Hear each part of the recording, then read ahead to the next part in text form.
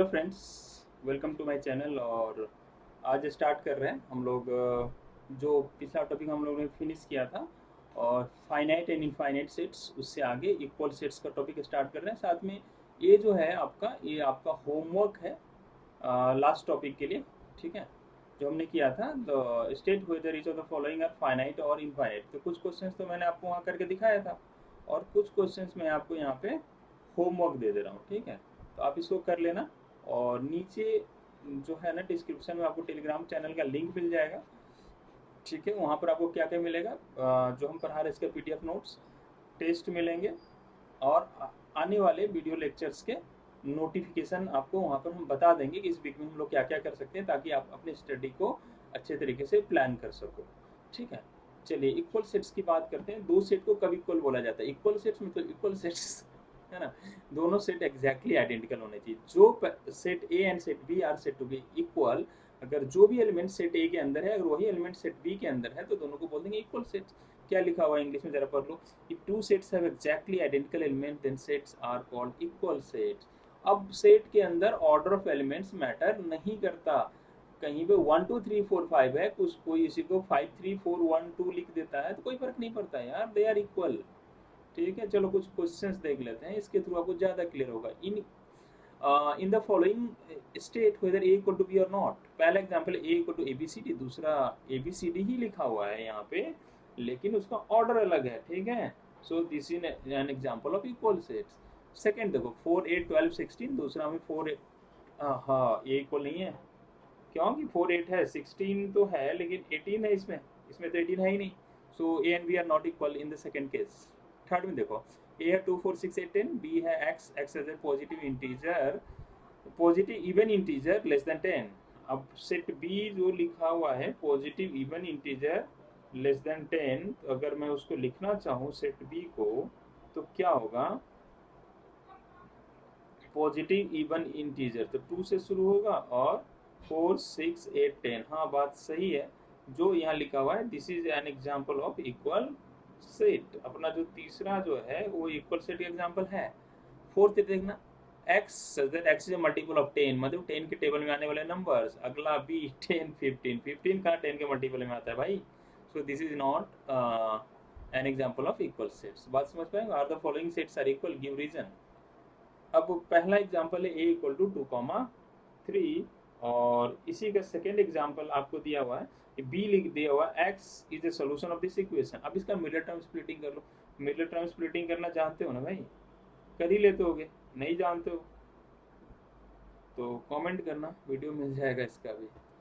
x is a solution of this equation, तो आप इसको मिडिल टर्म स्प्लिटिंग करेंगे। अगर यहाँ पे क्या है equation, x square plus 5x plus 6 equal to 0। इसका अगर मिडिल टर्म स्प्लिटिंग करेंगे आप तो आपको मिलेगा x plus 2 into x plus 3 equal to 0। मिल रहा है ना? अच्छा, तो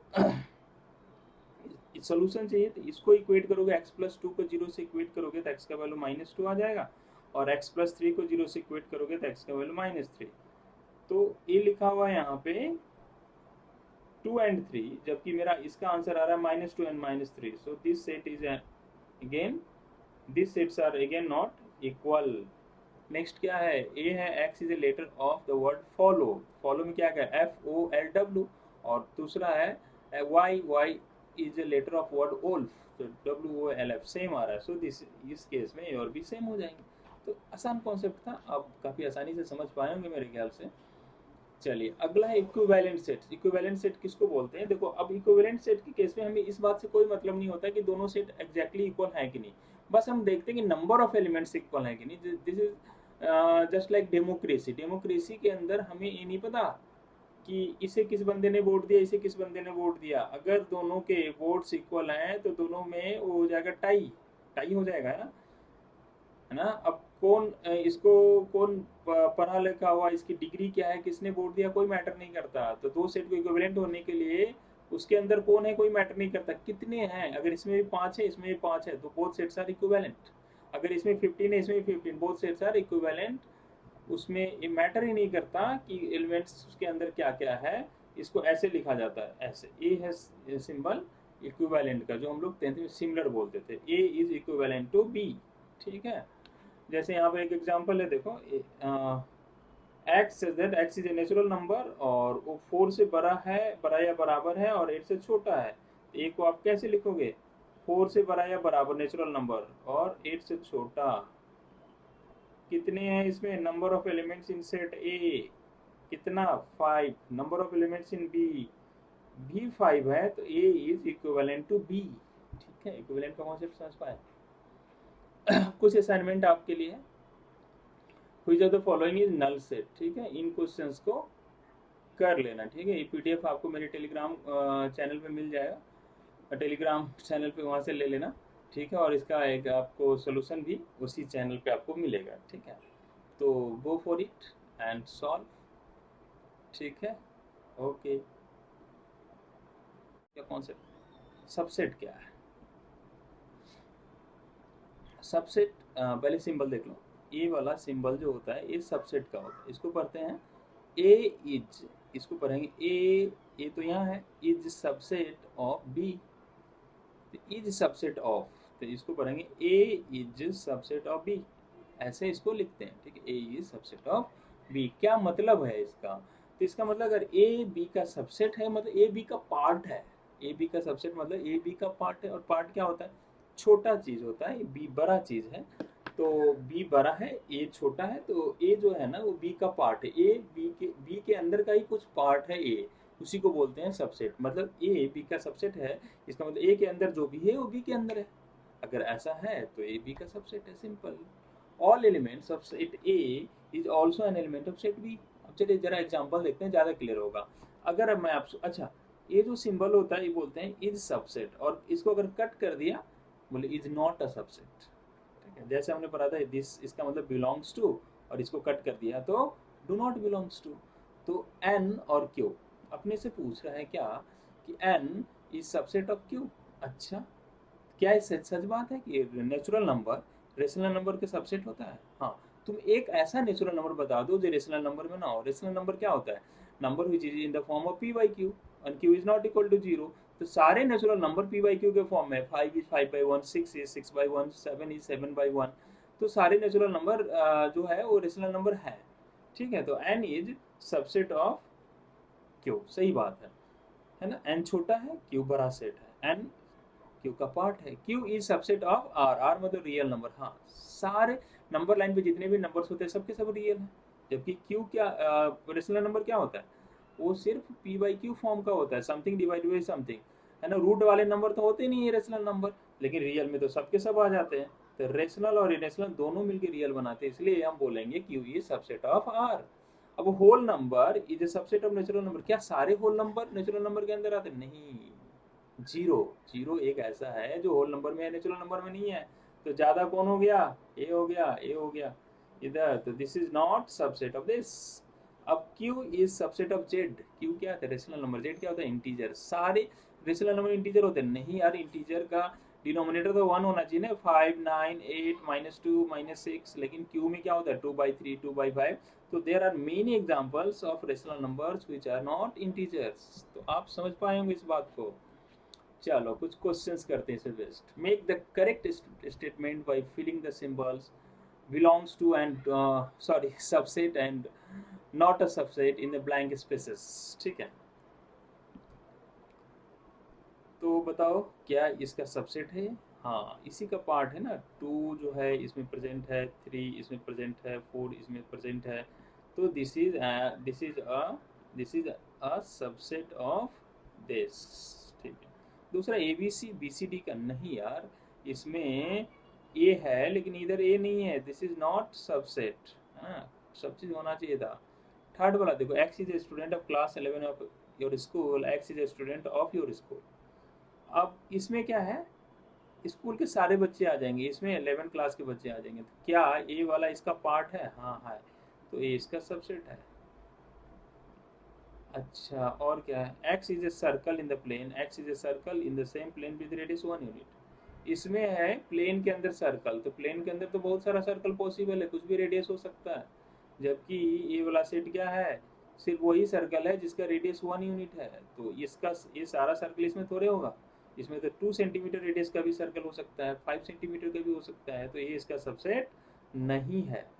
अब x is a triangle in a plane. अब प्लेन में कोई भी ट्राइंगल है, तो प्लेन में बहुत सारा ट्राइंगल है, स्केलिन हो सकता है, आइसोसेलेस हो सकता है, राइट एंगल ट्राइंगल हो सकता है ना, बहुत सारा ट्राइंगल पॉसिबल है। और x is a rectangle in the plane. ट्राइ क्या ये ट्राइंगल रेक्टेंगल का पार्ट हो सकता है क्या? रेक्ट नहीं यार, ये इसका सबसेट नहीं हो सकता है ना। इसमें सारे रेक्टेंगल भरे हुए ट्राइंगल, कोई मैच ही नहीं है, कोई किसी का पार्ट कैसे हो सकता है? No, it is not a subset. X is an equilateral triangle in a plane और X is a triangle in the same plane. अब बोल रहा है इसमें सिर्फ इक्विलैटरल ट्राइंगल, एक प्लेन के अंदर जितने भी इक्विलैटरल छोटे बड़े पॉसिबल है सब के सब, और इसमें क्या है, कोई भी ट्राइंगल प्लेन के अंदर, isosceles, scalene, equilateral, right angle, कोई भी ट्राइंगल, डेफिनेटली सारे इक्विलैटरल ट्राइंगल इसके अंदर आ जाएंगे, है ना। इसमें ज़्यादा है, ज़्यादा वेराइटी का ट्राइंगल है, जबकि इसमें सिर्फ इक्विलैटरल ही है, तो उसका पार्ट होगा ना। और सेवेंथ क्या है, x is an even natural number, और दूसरा क्या है, एक्स इज एन इंटीजर। अब सारे इंटीजर है यहाँ पर, तो सारे नेचुरल नंबर इसके, इवन नेचुरल नंबर इसके अंदर आएंगे। एक ऐसा इवन नेचुरल नंबर बताओ जो इंटीजर ना हो, ऐसा मिल ही नहीं सकता, मतलब ए वाला इसका पार्ट है, सो this is an subset, this is a subset. ठीक है, चलो आगे बढ़ते हैं। अब पहला note point, note point 1, N1 मतलब note point 1, phi is subset of every set. Phi जो है वो सारे सेट का सबसेट होता है, क्या ये बात सही है? हाँ, फाई जो है वो किसी भी सेट का सबसेट होगा। क्या होता है, देखो सबसेट का क्या मतलब, उसका पार्ट होना चाहिए, या ज़्यादा बेटर डेफिनेशन ये है कि अगर ए बी का सबसेट है तो इसका हर एक एलिमेंट इसके अंदर प्रेजेंट होगा, ए का हर एक एलिमेंट बी के अंदर प्रेजेंट होगा। अगर मैंने फाई को लिख दिया किसी सेट का सबसेट, तो फाई बोलेगा, मना करेगा, मैं तुम्हारा सबसेट नहीं हूँ, तो फाई को ये बोलेगा कि तुम अपने अंदर एक एक ऐसा एलिमेंट बता दो जो मेरे अंदर नहीं है। फाई क्या बोलेगा, चुप ही रह जाओ, बेइज्जती कराना नहीं चाहिए, क्योंकि मेरे अंदर तो कुछ भी नहीं है। और इसका ए बाहर कब निकल सकता है, अगर ये एक एलिमेंट इसको दिखा दे, ए को मतलब ये एलिमेंट देखो तुम्हारे पास नहीं है, मैं तुम्हारा सबसेट नहीं है, तो बोले दिखा दिखा एक एलिमेंट, बोला मान लेते हैं यार मेरे पास कुछ भी नहीं है, ठीक है। तो फाई क्या होगा, सारे सेट का सबसेट हो जाएगा। Phi is subset of every set, क्योंकि फाई को दिखाने के लिए कुछ भी नहीं है, कम से कम एक एलिमेंट इसको दिखाना पड़ेगा बगल वाले सेट को कि भाई ये एलिमेंट जो है ना तुम्हारे पास नहीं है, कुछ भी नहीं है। Phi is subset of every set. अब दूसरा बात, every set is its own subset. हर सेट अपना सबसेट खुद होता है। जैसे मान लो मैं एक सेट ले लिया, ए एक ले लिया 1,2, एक सेकेंड, ए एक सेट ले लिया मैंने 1,2, मैं बोलूँ ए जो है ए का सबसेट है, क्या ये बात सही है गलत है? तो ए इसका सबसेट होने मना कर सकता है, तो ए वाला इधर वाले ए से पूछता है तुम्हारे पास एक ऐसा एलिमेंट बता दो जो मेरे पास नहीं है। नहीं, जो इसके पास है वो इसके पास भी, तो ए सबसेट है ए का, हर सेट अपना सबसेट खुद होता है। तो दो बातें ध्यान रखनी है कि सबसे छोटा सबसेट किसी का कौन सा सेट हो सकता है, फाई वाला, जिसके पास कुछ भी नहीं होता, और किसी सेट का सबसे बड़ा सबसेट वो होता है, वो खुद होता है, ठीक है। अब हम अगला टॉपिक का बात करें, नंबर ऑफ सबसेट्स का, ठीक है। तो नंबर ऑफ सबसेट्स का क्या मतलब है कि जैसे हमारे पास यहाँ पर एक सेट है ए, मैं चाह रहा हूँ इसके सारे सबसेट्स को लिखो, तो इसको ऐसे अरेंज करके लिखना, एक ऐसा सबसेट ए का बताओ जिसके पास 0 एलिमेंट है, तो 0 एलिमेंट वाला सबसेट क्या होता है, 5 होता है। मैंने उसके बाद पूछा एक ऐसा सबसेट बताओ ए का जिसमें 1 एलिमेंट है, तो क्या है, 1। एक ऐसा सबसेट ए का बताओ जिसमें 2 एलिमेंट है, हो ही नहीं सकता, जब ए के पास भी एक एलिमेंट है तो किसी उसके सबसेट के पास 2 एलिमेंट्स कैसे हो सकते हैं? तो यहाँ पर जरा देखना, इसमें कितने एलिमेंट्स थे ए के पास, 1, और इसके नंबर ऑफ सबसेट कितने आए, ए के पास एक एलिमेंट है तो नंबर ऑफ सबसेट 2 आया है।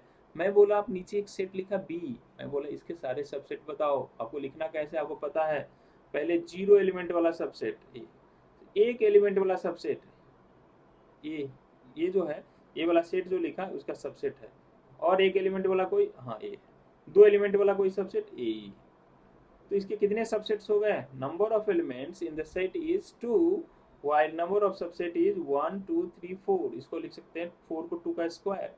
अब जरा देखना नीचे एक सेट लिखा हुआ है सी, और मैं बोल रहा हूँ इसके कितने सबसेट्स हैं भाई, तो सी का कितने सबसेट्स हैं, तो सी के अंदर कितने एलिमेंट्स हैं, 3। तो 0 एलिमेंट वाला सबसेट, 1 एलिमेंट वाला subset,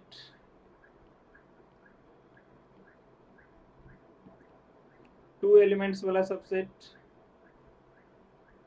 x y, y1, x1, और कुछ लिख सकते हैं 2 एलिमेंट वाला सबसेट नहीं, 3 एलिमेंट वाला सबसेट, वो सेट खुद है और कुछ नहीं होता है, 0 वाले, 1 वाले, 2 वाले, 3 वाले। तो कितने एलिमेंट थे इसके पास, 3। नंबर ऑफ सबसेट कितने आ गए, काउंट करो, 1 2 3 4 5 6 7 8। जब हमारे सेट के पास 3 एलिमेंट्स हैं तो नंबर ऑफ सबसेट इसमें आ गया 2 का पावर 3। तो एक रूल बन गया कि हमारे सेट के पास अगर n एलिमेंट्स है तो कोई हमसे पूछेगा कितने सबसेट हैं तो उसको झटके में आंसर करेंगे 2 का पावर n। ठीक है, चलो समझ पाए, इसी रूल को मैंने यहाँ लिखा है जो note point, and for note point if a set has n elements then number of subset to this set will be equal to 2 का पावर n। ठीक है, okay.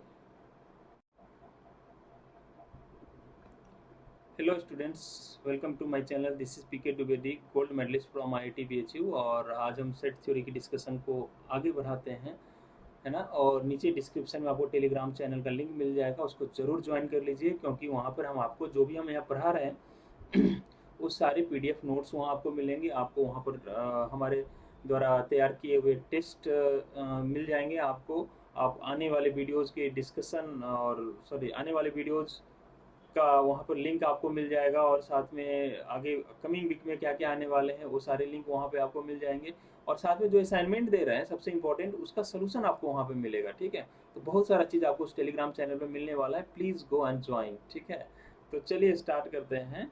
Subset of set of real numbers काफ़ी important topic है कि जैसे मैंने लिखा n, एक ब्रैकेट 1 2 3 4 5, इसका क्या मतलब है, इसका मतलब अगर मैं इसको नंबर लाइन पे डिनोट करूं तो ये अपने को दिखा रहा है कि एक एलिमेंट 1 है, दूसरा 2 है, तीसरा 3 है, चौथा 4 है और पांचवा 5 है। बस इसी एलिमेंट्स को दिखा रहा है, नंबर लाइन के इन पर्टिकुलर एलिमेंट्स को ही ये डिनोट कर रहा है। ठीक है, लेकिन अगर कहीं ऐसा लिखा हुआ आपको मिल जाए जो हमने यहाँ लिखा है कि x जो है 1 से बड़ा या बराबर है एंड लेस देन 5, तो क्या आप यहाँ ये समझेंगे कि x जो है वो 1 है, 2 है, 3 है, 4 है, 5 है, ऐसा कुछ समझ लेंगे क्या? नहीं यार, ये 1 और 5 के बीच के जितने भी नंबर्स है इंक्लूडिंग 1 एंड 5 सारे का बात कर रहा है, लाइक 1.1, 1.2, 1.001, 2.0009, सारे नंबर्स का बात कर रहा है। ठीक है, तो इसको अगर नंबर लाइन पे हम दिखाएं कहाँ से कहाँ का बात कर रहा है, तो 1 यहाँ दिखा देते हैं, 5 यहाँ से दिखा रहा है। तो 1 तो है ही, तो मतलब 1 पे हम एक सॉलिड डॉट बना रहे हैं कि मतलब 1 है। और फिर मैं यहाँ से चला, ये सारे नंबर्स हैं 1 और 5 के बीच में, और 5 तक है, मतलब ये सारे नंबर्स हैं इसमें। तो इसको आप ऐसे भी दिखा सकते थे, यानी ये सारे नंबर जो इनके बीच में आते हैं वो रेशनल इरेशनल जो मर्जी सारे नंबर्स इनके बीच में है, इंक्लूडिंग 1 एंड 5। ठीक है, तो इसी चीज को हम लोग ब्रैकेट के हेल्प से भी डिनोट करते हैं। कैसे डिनोट करते हैं, देखो 1 से लेके 5 तक, अब 1 लेना है ना, 1 भी आ रहा है ना इसमें, तो जो नंबर अगर कॉर्नर का नंबर आ रहा है तो वहां पर आप ऐसे स्क्वायर ब्रैकेट देंगे, और 5 भी इसमें इंक्लूड कर रहे हैं तो 5 पे भी आप स्क्वायर ब्रैकेट देंगे। ठीक है, बात समझ पा रहे हो? जबकि वही नेक्स्ट एग्जांपल ले रहे हैं, अभी आप समझना। जैसे यहाँ पे लिखा हुआ है 1 से लेके 5 तक सारा, लेकिन इसमें 1 इंक्लूडेड नहीं है क्योंकि 1 पे इक्वल टू साइन नहीं है, जो कि 5 पे यहाँ इक्वल टू साइन है। इसका क्या मतलब है, इसका मतलब है आपका नंबर लाइन के ऊपर अगर मैं 1 से 5 के बीच में डिनोट करूँ तो ये सारा नंबर तो है, ये सारा नंबर तो है, और 5 भी है, 5 पे भी सॉलिड डॉट, ये सारा नंबर है, लेकिन 1 पे ये डॉट खाली है, खाली दिखा दे रहे हैं, मतलब ऐसा दिखा दिया 1 के पास, मतलब 1 नहीं, कोई ऐसा धोखा से ना समझ ले कि यहाँ से तक लाइन है। अब कोई कैसे समझेगा कि 1 को ही टच कर रहा है नहीं कर रहा है, तो उसको क्लियर दिखाने के लिए 1 पे ऐसे ब्लैंक डॉट देते हैं। अगर 5 इंक्लूडेड है तो एक सॉलिड लाइन बना देते हैं ताकि पता चल जाए कि 5 है। अब इसी को ब्रैकेट की हेल्प से कैसे दिखाना है, कहाँ से कहाँ तक का नंबर 1 से लेके 5 तक पे अब 5 तो इंक्लूडेड है तो 5 पे स्क्वायर ब्रैकेट, और जो नंबर यहाँ 1 इंक्लूडेड नहीं है ना, 1 के बाद वाला नंबर इंक्लूडेड है, जस्ट 1 के बाद कौन सा नंबर है कोई नहीं बता सकता, 1.000000001 ऐसा कुछ, ठीक है। तो यहाँ पर आपको ओपन ब्रैकेट लगाना पड़ेगा। ओपन ब्रैकेट का मतलब ये होता है कि ये जो नंबर्स हैं 1 से स्टार्ट होगा 5 तक जाएगा, 5 इंक्लूडेड है और 1 एक्सक्लूडेड है, ठीक है। अगला देखो, नेक्स्ट बता रहा है कि 1 इंक्लूडेड है, लेकिन 1 से 5 तक सारे नंबर 1 इंक्लूडेड है लेकिन उसमें 5 नहीं है। नंबर लाइन पे इसको दिखाना चाह रहे हैं, तो 1 पे है 1 है, और 5 पे ब्लैंक डॉट 5 नहीं है। अगर इसको ब्रैकेट से दिखाना है 1 है, और 1 से लेके 5 तक 5 नहीं है, 5 पे ओपन ब्रैकेट स्मॉल ब्रैकेट, ठीक है। चलो नेक्स्ट देखते हैं। अब 1 से लेके 5 तक ना इसमें 1 है, सॉरी, ना इसमें 1 है ना इसमें 5 है, तो 1 पे भी ओपन और 5 पे भी ओपन। और इसको अगर आप ब्रैकेट की हेल्प से लिखना चाह रहे हैं तो यहाँ भी स्मॉल ब्रैकेट, यहाँ भी स्मॉल ब्रैकेट, क्यों कि ना तो इसमें 1 है ना तो इसमें 5 है, ठीक है। होप आप समझ पा रहे होंगे ब्रैकेट नोटेशन का मतलब। ये आगे चैप्टर से बहुत काम आने वाला है, ऐसे ही आंसर लिखने पड़ते हैं हमको। अब जरा देखना,